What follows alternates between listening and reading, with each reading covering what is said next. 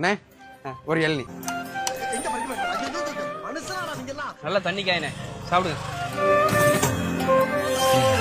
ஆஹா அருமைண்ணே, சூப்பரா இருக்குண்ணே. அண்ணே எந்த ஊர் காயினே இது?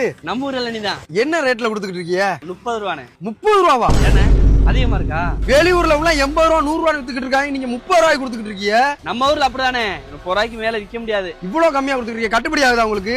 என்னத்தையும் ஒரு 10-15 ரூபா கிடைக்கும். எனக்கு தெரிஞ்சு கூட 10-20 வச்சு 50 ரூபான்னு கூட விற்கலாம் ரவுண்டா. நம்ம ஊர் சைட்லாம் வந்து நீ விட்டேன்னு வச்சுக்கோமே, இதை தோப்பே இருக்காது உனக்கு, தோப்புல இளநியே இருக்காது, அம்புட்டே காலி பண்ணி போடுவாங்க. அப்ப 50 ரூபாய்க்கு விற்கலாங்கிறிய? சுத்து வட்டாரத்துல இங்க எதுவும் வேற எதுவும் எள்ளி கடை இருக்கா? நம்ம கடை ஒரு கடை தானே இந்த ஊருக்குள்ள. அப்புறம் என்னண்ணே 50 ரூபா என்ன 50 ரூபா 500 ரூபா வித்தாலும் பெரும். இதானே 50 ரூபா 50 ரூபாண்ணே. குழச்சிருவானே. அண்ணே ஒரு இளநீ ஒன்று வெட்டுங்கண்ணே.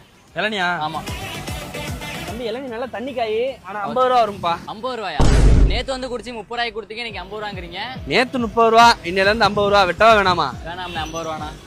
A few moments later. 30 ரூபாய்னு வித்திருந்தாலும் இந்நேரம் 50 இளநீ வித்திருக்கலாம். சரி ரைட்டு, பரவாயில்ல, ஒரு முன்னேற்றம் தானே. நேத்து 30 ரூபாய்க்கு விற்கிறாரு, இன்னைக்கு 50 ரூபாய்க்கு விற்கிறாரு. சொல்ல அண்ணே உங்ககிட்ட இளநீ எவ்வளோண்ணே? 30 ரூபா தம்பி. அங்கே ஒரு ஆள் 50 ரூபாய்க்கு வித்துக்கிருக்கானே. 50 ரூபாவா? சாப்பிட்ற பொருளை அவ்வளவு லாபம் வச்சு எங்க கொண்டு போய் கொட்ட போறான்?